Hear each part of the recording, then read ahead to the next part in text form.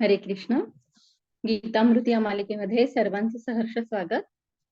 आज आपण भगवद्गीता जशी आहे तशी अध्याय 11 यातील 41 आणि 42 असा श्लोक पाहणार आहोत. प्रार्थनेने सुरुवात करूया. ओम अज्ञानतिमिरान्धस्य ज्ञानाञ्जनाशलाकया चक्षुरुन्मिलितं येन तस्मै श्री गुरवे नमः. नमो विष्णुपादाय कृष्णप्रेष्ठाय भूतले श्रीमते भक्तिवेदांत स्वामिन् इति नामिने.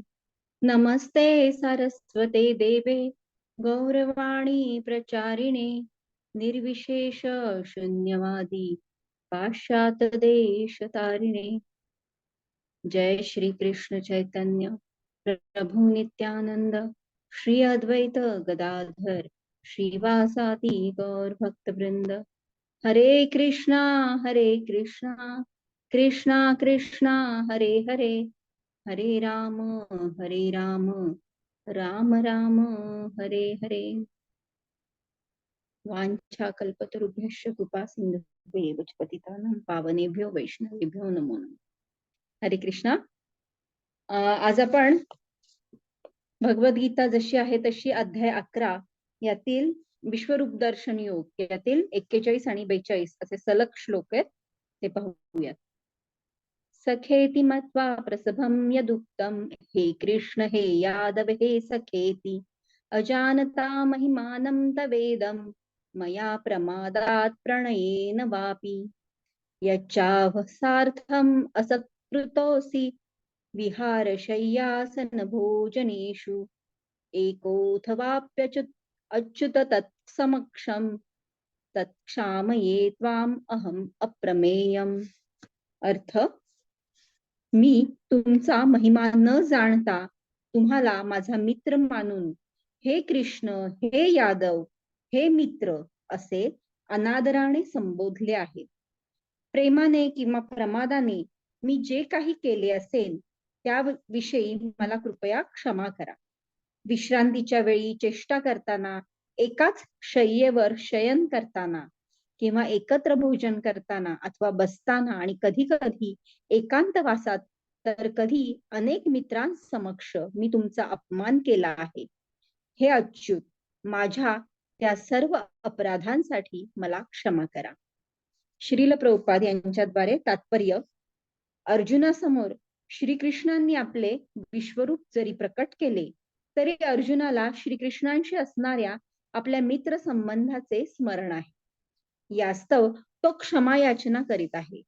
मित्र संबंधापासून घडणाऱ्या अनौपचारिक कृतींविषयी आपल्याला क्षमा करण्याची विनंती करत आहे. श्रीकृष्णांनी आपला जिवलग सखा म्हणून अर्जुनाला जरी आपले विश्वरूप दाखविले असले तरी श्रीकृष्ण असे विराट रूप धारण करू शकतील हे आपल्याला पूर्वी माहीत नसल्याचे अर्जुन मान्य करीत आहे. अर्जुनाला माहीत नव्हते की आपण श्रीकृष्णांचे ऐश्वर्य न जाणता किती वेळा त्यांना हे मित्रा, हे कृष्ण, हे यादव असे संबोधून त्यांचा अपमान केला आहे. तथापि श्रीकृष्ण इतके दयाळू आणि कृपाळू आहेत की आपले अपार ऐश्वर्य असतानाही ते अर्जुनाशी मित्रत्वाने वागले. भगवंत आणि भक्तांमध्ये असे दिव्य प्रेमाचे आदान प्रदान होते. श्रीकृष्ण आणि जीव यांमधील संबंध शाश्वत असतो आणि अर्जुनाच्या उदाहरणावरून पाहिल्याप्रमाणे या संबंधाचे विस्मरण होऊ शकत नाही. अर्जुनाने जरी विश्वरूपाचे ऐश्वर्य पाहिले तरी तो श्रीकृष्णांशी असलेला आपला सखा भाव विसरू शकत नव्हता. खूप छान श्लोक आहेत. तर आपल्याला माहितीये की म्हणजे आता अर्जुन इथे श्रीकृष्णांचे सखा आहेत आणि त्या नात्यामध्ये त्यांना हे कृष्ण, हे सखा म्हणून संबोधलं, हे यादव म्हणून संबोधलं. आणि आता विराट रूप याचं दर्शन घडल्यानंतर म्हणजे श्रीकृष्णांच्या ऐश्वर्याची जाणीव त्यांना झालेली आहे, ऐश्वर्य रूपाची. आणि आता त्यांना ते मित्रत्वाचं नातं स्मरून त्या नात्यामध्ये त्यांनी जे अगदी साख्य भावाने त्यांच्याशी वागलेत आणि त्याबद्दल आता ते क्षमा मागतायत. तर आपण पाहू शकतो की श्रीकृष्णांचं कसं घरातलं एक रूप असतं आणि एक आपण म्हणतो ना की ऑफिसमध्ये गेल्यानंतर किंवा या भौतिक जगामध्ये आल्यानंतर भगवंतांचं काय रूप असतं.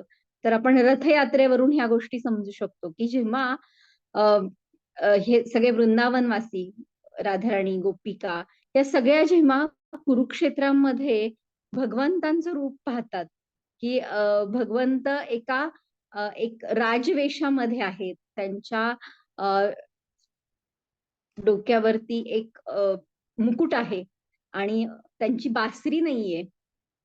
तर त्या रूपामध्ये पाहून त्या म्हणतात की नाही, आम्हाला असं रूप नकोय तुमचं, की आम्हाला एक मोरपीस असलेलं, हातात बासरी असलेलं असं रूप पाहायचंय. एका गोट्या त्यांना विनंती करतात आणि हेच रथयात्रेचं स्वरूप आहे. तर भगवंतांचं कुरुक्षेत्रातलं रूप हे तितकंसं या गोपिकांना पटलेलं नाहीये आणि त्यांना ते वृंदावन मधलं रूप पाहण्याची इच्छा होतीये. तसंच भगवंत हे घरामध्ये एक त्यांचं वेगळं रूप आहे आणि अ, जेव्हा ते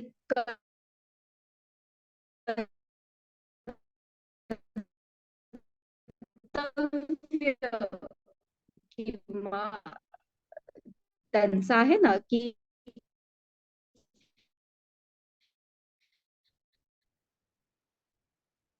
यदा यदा ही जाणीर्भवती भारत अभ्युत्थान कार्य करण्यासाठी जेव्हा ते अवतरित होतात, जर आपण तर भगवंतांची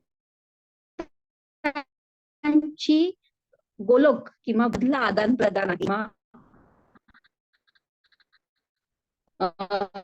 आपण गोलोक मध्ये किंवा भगवंतांचं जे आदान प्रदान साख्यरस वात्सल्यरस शांतरस दास्यरस माधुर्य रस या 5 रसांपैकी असतं. आता हर्षद आहेत आणि ते साख्य भावामध्ये आहेत. भगवंतांची त्यांचं नातं हे साख्य भावामधलं ते काही या अर्जुन आहेत म्हणून तेवढ्याच जन्मापुरतं आहे असं नाहीये. तर ते नित्य पार्षद आहेत आणि अर्जुनीय गोपी म्हणून आहेत. त्याच्यामध्ये त्यांनी माधुर्य रसामध्ये पण भगवंतांची सेवा केलेली आहे. किंवा चैतन्य महाप्रभू म्हणून जेव्हा श्रीकृष्ण अवतरित होतात तेव्हा रामानंद राय यांच्या या स्वरूपात ते तिथे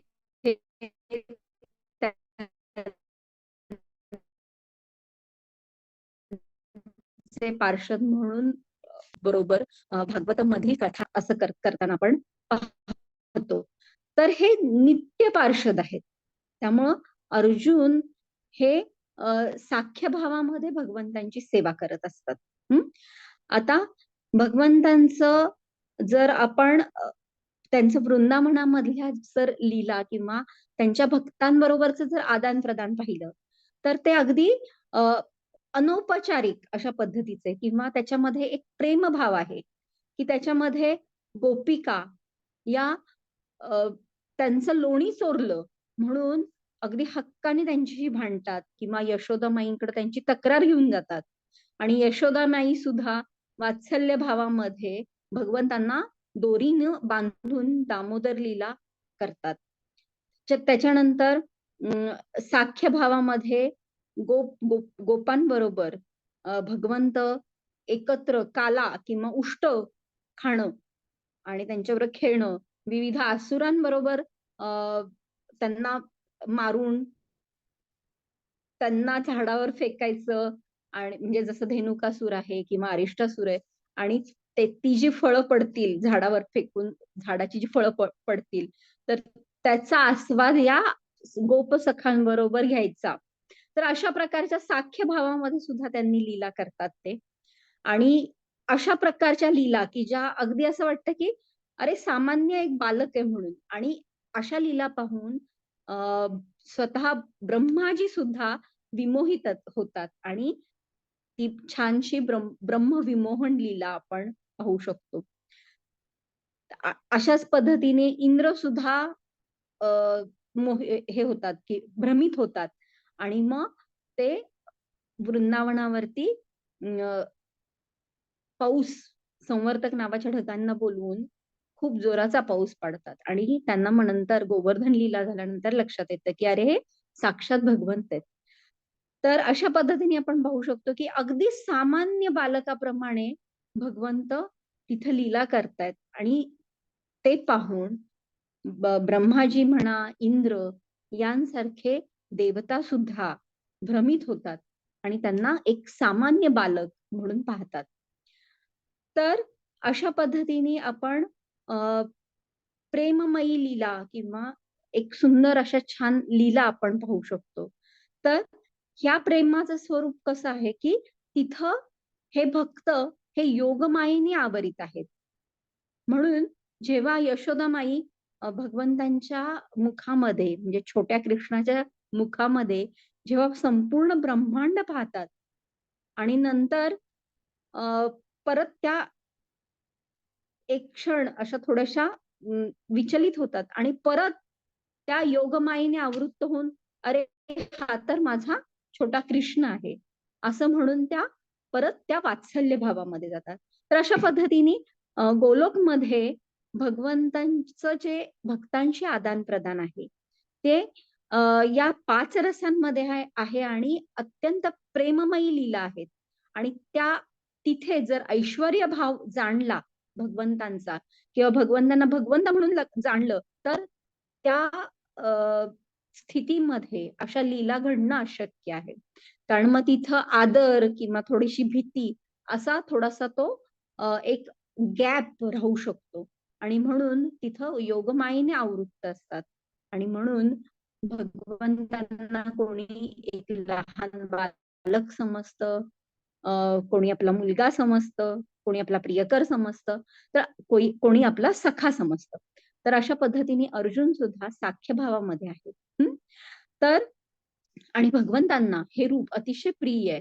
म्हणून तर ते म्हणतात ना, की माझ्या स्तुतीसाठी ऋषीमुनींनी कितीही ऋचा गायल्या किंवा खूप छान रचना केल्या, तरी सुद्धा या गोपिकांनी मला काही अपशब्द बोलले त्यांचे लोणी चोरलं म्हणून किंवा काहीतरी खोड्या केल्या म्हणून, रागवल्या किंवा प्रेमाने हाक मारली, तर ती हाक किंवा ते अपशब्द हे माझ्यासाठी जास्त जवळचे आहेत, असं स्वतः भगवंत म्हणतात. तर अशा पद्धतीने अर्जुन हे भगवंतांचा अनादर करणं खरं तर शक्यच नाहीये. परंतु तरी सुद्धा त्यांना असं वाटतंय, की अरे मी तर साख्य भावामध्ये त्यांच्याशी मित्र म्हणून त्यांच्याशी व्यवहार केला, त्यांच्यासोबत एकत्र जेवण केलं किंवा त्यांच्यासोबत एकत्र अ, गप्पा गोष्टी किंवा झोपणं अशा पद्धतीने केलं. परंतु त्या स्थितीमध्ये मी त्यांना जाणू नाही शकलो, की अरे हे परमपुरुषोत्तम भगवंत आहेत आणि म्हणून आता ते इथे माफी मागतायत. तर खरं तर आपण पाहू शकतो, की अर्जुनासाठी ही गोष्ट शक्य नाहीये. कारण ते त्या भावामध्ये सुद्धा अपमान करणं खरं तर शक्य नाहीये. परंतु आपल्याला ते हा संदेश देतायत. कारण आपण स त्या स्तरावरती नाही आहोत. म्हणजे एक साधक भक्त म्हणून आपला स्तर आहे आणि म्हणून आपल्याकडून ही अतिपरिचयात अवज्ञा होऊ शकते, की जेव्हा एखाद्या व्यक्तीचा खूप जवळून संबंध येतो, तेव्हा मग आपण थोडंसं हक्क, अपेक्षा अशी भाषा करतो आणि कळत-नकळत आपल्याकडून त्यांचा अपमान होऊ शकतो. तर अ, इथे सुद्धा जेव्हा अर्जुन हे मैत्रीच्या भावामध्ये होते, तेव्हा ते हक्काने म्हणाले, की मला नाही लढायचंय म्हणून. आणि असं होईल, तसं होईल अशी खूप कारणं दिली आणि मला आता नाही लढायचं म्हणून त्यांनी तो गांडीव सोडून ते खाली बसले आणि त्या मैत्रीच्या भावामध्ये जेव्हा होते, तेव्हा श्रीकृष्णांनी केवळ त्यांचं ऐकून घेतलं आणि जेव्हा अर्जुन म्हणजे पहिल्या अध्यायामध्ये श्रीकृष्णांनी एक शब्दही बोललेले नाहीये. केवळ ऐकून घेतलेले. नंतर जेव्हा दुसऱ्या अध्यायामध्ये आपण पाहतो की अर्जुन जेव्हा कबूल करतात की कार्पण्य दोषोपहत स्वभावात, की मी आता गोंधळून गेलोय, पूर्णपणे गोंधळून गेलोय, आता मी तुमची शरण घेतोय आणि मला कृपया मार्गदर्शन करा. आणि भगवंतांना ते गुरु म्हणून त्यांनी ऍक्सेप्ट केलं आणि शिष्याच्या भूमिकेमध्ये गेले. तेव्हा मग श्रीकृष्णांनी त्यांना उपदेश करायला सुरुवात केली. आणि मग त्यांनी म्हटलंय श्रीकृष्णांनी की तद्विधी प्रणिपातेन परिप्रश्नेन सेवया, की आध्यात्मिक गुरुंकडून, प्रामाणिक आध्यात्मिक गुरुंकडून ज्ञान घेणं कसं आवश्यक आहे. आणि मग आपण पाहिलं की कशा पद्धतीने श्रीकृष्णांनी भगवद्गीतेचे उपदेश केलेले आहेत. तर अशा पद्धतीने थोडस आपण जेव्हा देहात्म बुद्धीमध्ये असतो तेव्हा अशा प्रकारच्या छोट्या छोट्या चुका होऊ शकतात. आणि श्रीकृष्णांचं हे विराट रूप पाहिल्यानंतर अर्जुनाला ते स्मरण झालं की अरे मी मित्र म्हणून भगवंतांशी अशा पद्धतीने व्यवहार केला आणि आता ते म्हणतात की मला मला क्षमा करा म्हणून. तर श्रीकृष्ण आपण पाहिलं की कशा पद्धतीने सगळ्यांचे सुहृद आहेत, म्हणजे आपल्या सगळ्यांचेच ते मित्र आहेत किंवा परम मित्र आहेत, म्हणून सुहृद हा शब्द वापरलेला आहे. तर श्रीकृष्ण हे आपले सुहृद आहेत. आपल्या हृदयामध्ये परमात्मा या रूपाने ते आपल्याला सतत मार्गदर्शन किंवा सुहृद, आपले मित्र म्हणून ते त्यांची भूमिका बजावत आहेत. तर भौतिक जगामध्ये भगवंत जेव्हा धर्म संस्थापनेच्या उद्देशाने अवतरित होतात तेव्हा त्यांचे आपण बरेच अनंत अवतार आहेत. आणि त्यातले मुख्य अवतार आपण आपल्याला माहिती आहेत की कूर्म अवतार, मत्स्य अवतार, वराह, नरसिंह, वामन, परशुराम, श्रीराम, बुद्ध अशा पद्धतीचे.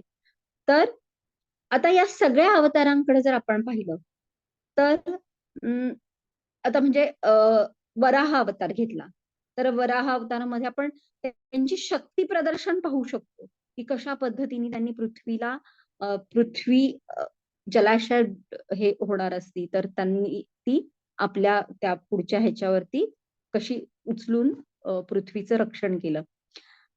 हिरण्यकशिपूचा कसा वध केला. तर ह्या कथा ऐकल्यानंतर आपण थोडस असं अचंबित होतो ना की श्रीकृष्णांचा काय म्हणतो आपण की एकदम खूप बलशाली आहेत श्रीकृष्ण. अशा पद्धतीने आपल्याला त्यांचा परिचय होतो या सगळ्या अवतारांमधून. किंवा नरसिंह अवतार जर पाहिला तर त्याच्यामध्ये सुद्धा कशा पद्धतीने ते खांबातून अवतरित होतात आणि अर्ध नर आणि अर्ध सिंह अशा स्वरूपामध्ये ते कशा पद्धतीने आपल्या नखांद्वारे हिरण्यकशिपूचा वध करतात. तर ह्या सगळ्या कथा ऐकल्यानंतर त्यांची शक्ती किंवा त्यांचं एक भगवंत म्हणून आपण पटकन त्यांचा स्वीकार करू शकतो की असं करणं हे सामान्य मनुष्याला शक्य नाही, हे आपल्याला पटतं.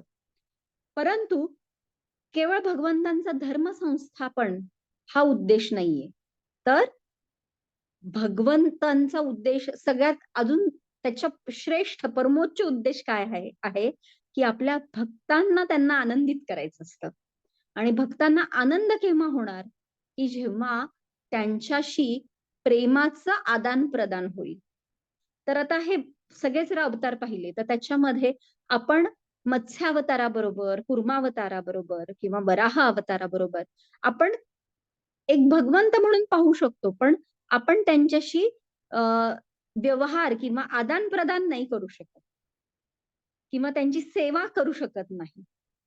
तर म्हणून श्रीराम यांचा जर अवतार पाहिला तर त्याच्यामध्ये आपल्याला काही प्रमाणामध्ये हा स्तर आपल्याला लक्षात येतो की आपण तिथे प्रेमाचं आदान प्रदान करू शकतो. तर श्रीराम हे एका सामान्य अशा पुरुष अवतारामध्ये किंवा मानव अवतारामध्ये आलेले आहेत. आणि त्यामध्ये त्यांनी मर्यादा पुरुषोत्तम म्हणून त्यांनी आपल्या लीला केलेल्या आहेत. आणि तिथे जेव्हा श्रीरामांचं चरित्र आपण स्मरतो तर तेव्हा आपल्याला लक्षात येतं की आपल्या मनामध्ये एक प्रकारचा आदरभाव निर्माण होतो. आणि या सगळ्या अवतार तिथे सुद्धा आपण काही प्रमाणामध्ये श्रीरामांबरोबर आपलं नातं प्रस्थापित करू शकतो. परंतु तरी सुद्धा तिथं एक आदराची भावना आहे. कारण तिथे त्यांनी मर्यादा पुरुषोत्तम या भूमिकेमध्ये ते आलेले आहेत. आणि एक कर्तव्यनिष्ठ पती, एक कर्तव्यनिष्ठ राजा कसा असावा, एक कर्तव्यनिष्ठ मनुष्याची भूमिका त्यांनी तिथं प्रस्थापित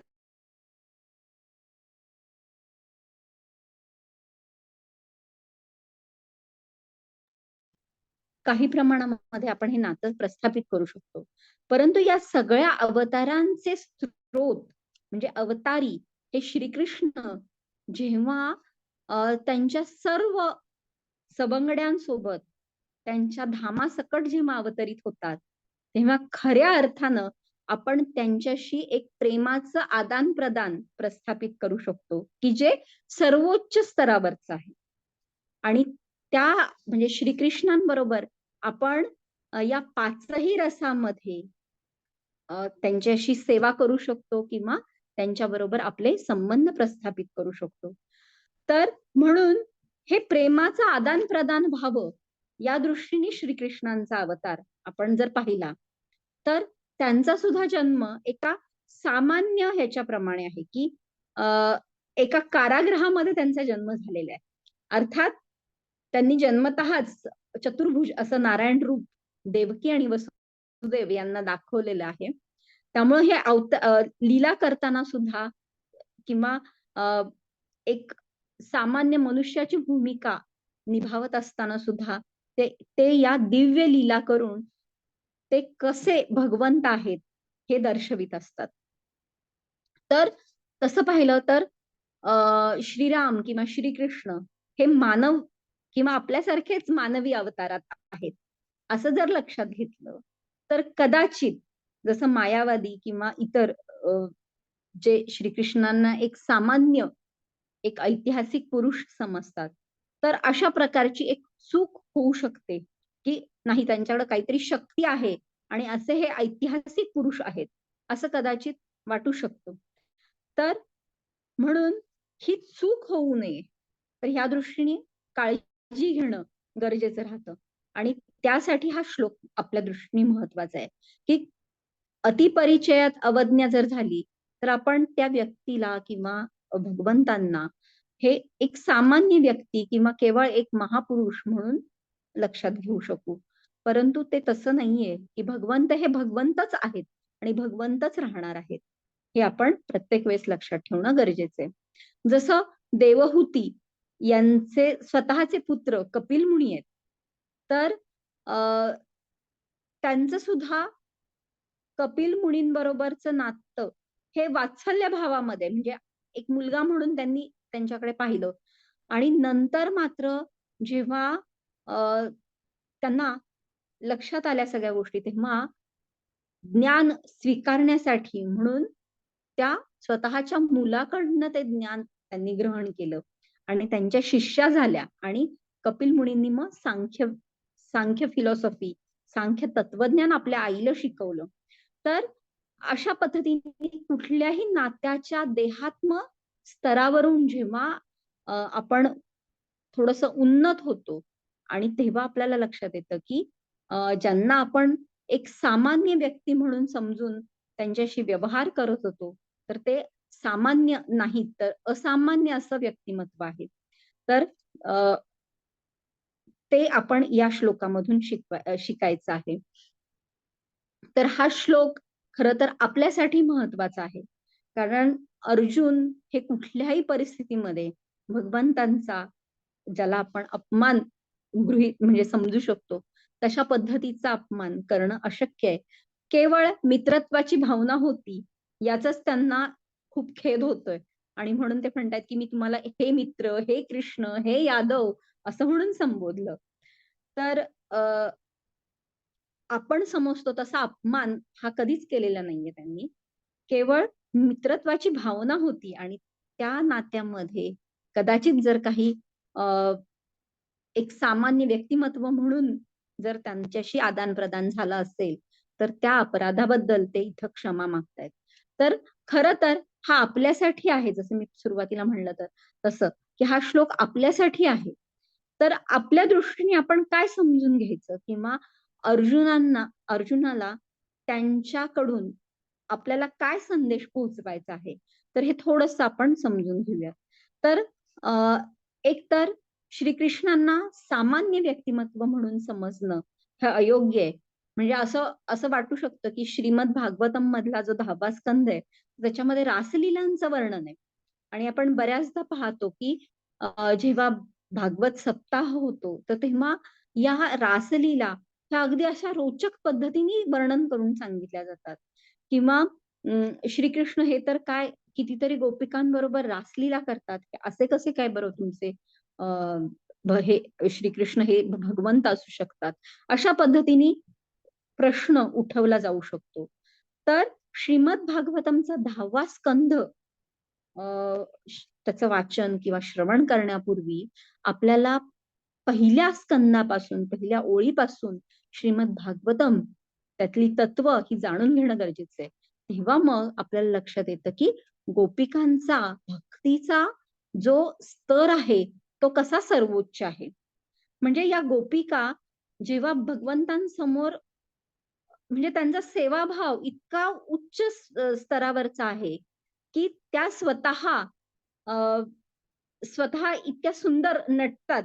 का? तर श्रीकृष्णांना आनंद व्हावा म्हणून. तर त्या स्वतःला सुद्धा इतकं सुंदर सजवणं किंवा अ, एक मनमोहक लीला करणं हे कशासाठी करतात, की जेणेकरून त्या हा विचार करतात, की याच्यामधून श्रीकृष्ण कसे प्रसन्न होतील. त्यामुळं श्रीकृष्णांचा आनंद हा त्यांचा आनंद आहे. ना की या लीलेमधून गोपिकांना स्वतःचा स्वार्थ किंवा स्वतःची कामभावना किंवा स्वतःचा आनंद त्या शोधत नाहीयेत. तर कुठल्याही कृतीमध्ये त्यांना एकच लक्षात आहे, की यातून श्रीकृष्णांना कसा आनंद होईल. म्हणून तर जेव्हा नारद मुनी त्यांच्या चरणधुळी मागायला गेलेले असतात, की जेणेकरून श्रीकृष्णांचं डोकं जे दुखत असतं, तर ते द्यायला सुद्धा त्या तयार होतात. आणि त्या म्हणतात, की ठीक आहे, की या चरणधुळीमुळं जर श्रीकृष्णांचं एक क्षणासाठी जरी डोकं दुखायचं राहत असेल, तरी सुद्धा आम्ही कायमचा नरकवास भोगण्यास तयार आहोत. तर या प्रकारची सर्वोच्च प्रतीची सेवाभाव हा गोपिकांचा आहे. आणि हा जाणल्यानंतर मग आपल्याला रासलीला म्हणजे खरं तर श्री चैतन्य महाप्रभूंनी स्थापित केलेलं हरिनाम संकीर्तन कसं आहे हे लक्षात येतं. तर अशा पद्धतीने आपण श्रीकृष्णांना सामान्य व्यक्ती म्हणून गृहीत धरणं हे चुकीचं आहे. हे आपल्यासाठी ही पहिली शिकवण. दुसरी शिकवण काय आहे, की अर्चविग्रह. तर अर्चाविग्रह किंवा मंदिरातील किंवा आपल्या घरातील ज्या मूर्ती आहेत, तर त्यांच्या समोर जाताना ते केवळ एक लाकडाच्या, संगमरवराच्या अशा काही मूर्ती आहेत किंवा मेटलच्या मूर्ती आहेत, असं समजणं चुकीचं आहे. तर ते अर्चाविग्रह किंवा त्या मूर्ती म्हणजे साक्षात भगवंत आहेत. आणि त्यांची सेवा अ, ही कशा पद्धतीने व्हायला हवी, हे जेव्हा आपण लक्षात घेतो, तेव्हा मग आपण या अपराधांपासून दूर राहू शकतो. की जसं वैष्णव अपराधामध्ये आपल्याला सांगितलंय, की अर्चा विग्रहांसमोर जाताना आपण कशा नम्र भावनेने जायला पाहिजे किंवा त्यांचं दर्शन घेताना चरण कमळांपासून आपण सुरुवात करायला हवी.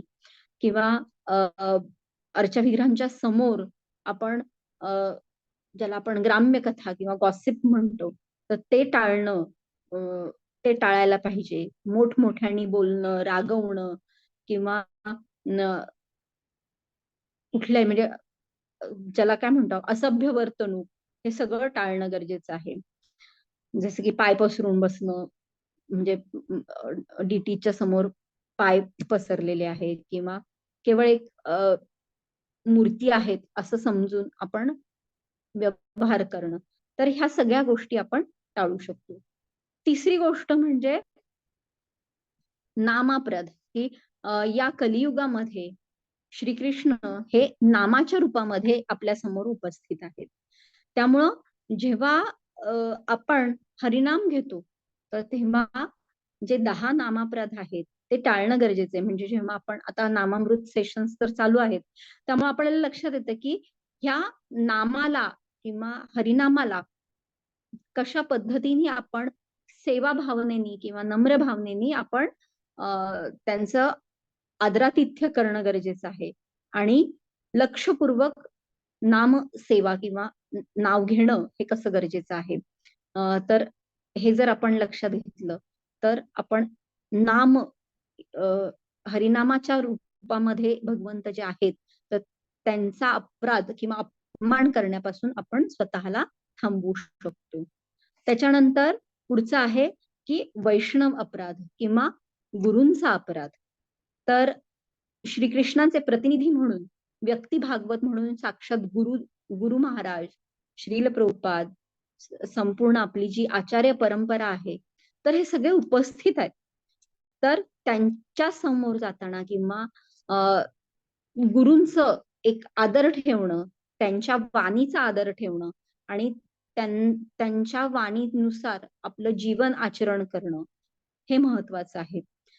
आपल्या बरोबरचे जे काही वैष्णव आहेत, कोणी ज्येष्ठ वैष्णव असतील, कोणी आपल्या बरोबरचे असतील किंवा कोणी नुकतेच नवीन मंदिरात येणारे वैष्णव असतील, तर कोणीही असू देत, तर या सगळ्यांबरोबर सहकार्याची भावना प्रस्थापित करणं असं जर केलं तर आपण वैष्णव अपराधापासून सुद्धा दूर राहू शकतो आणि असं केल्यानंतर मग श्रीकृष्ण संतुष्ट होतील.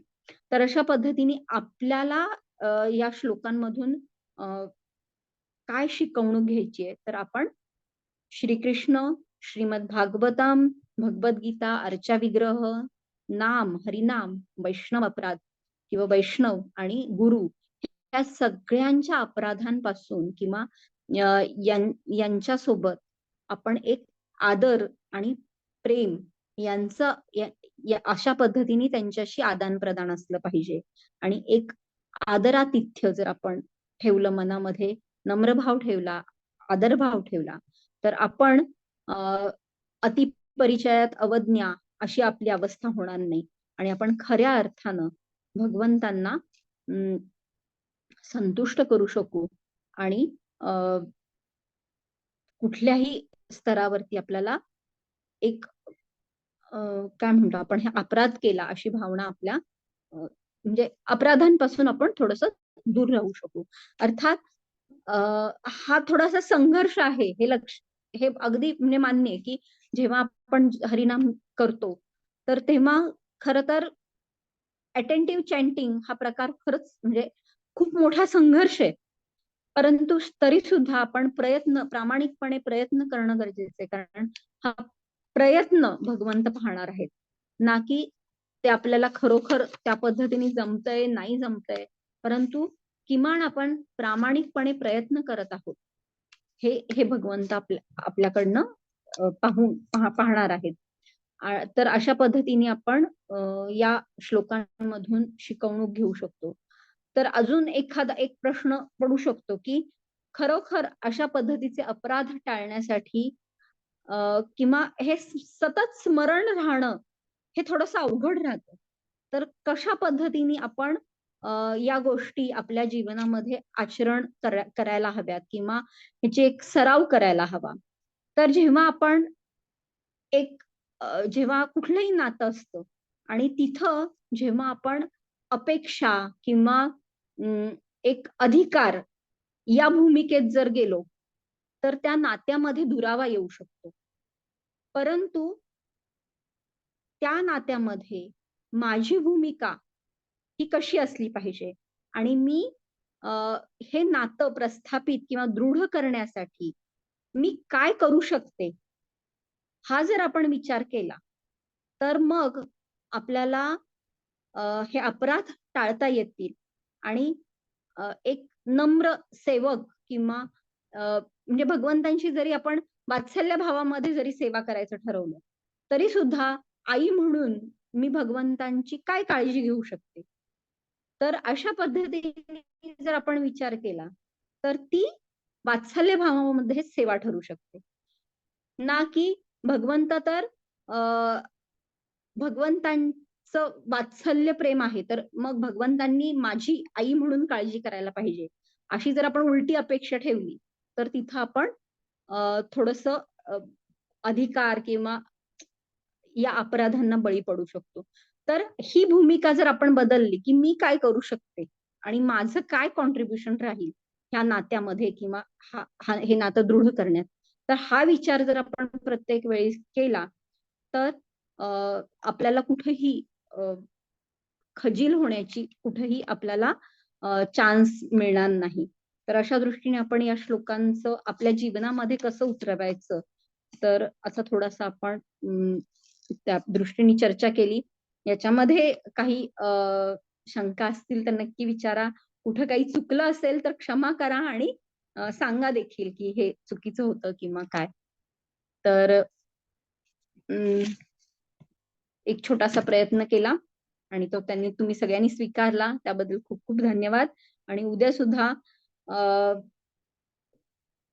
श्री तुलसी माताजी आपल्याला पुढच्या श्लोकावरती गीतेमधली गाथा सांगतील. तर नक्की उद्या सुद्धा 2 वाजता सगळ्यांनी जॉईन व्हा. तर खूप खूप धन्यवाद. हरे कृष्ण. अनम्यूट करते.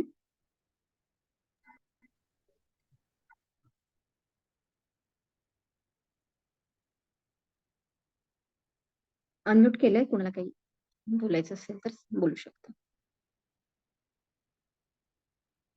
हरे कृष्ण.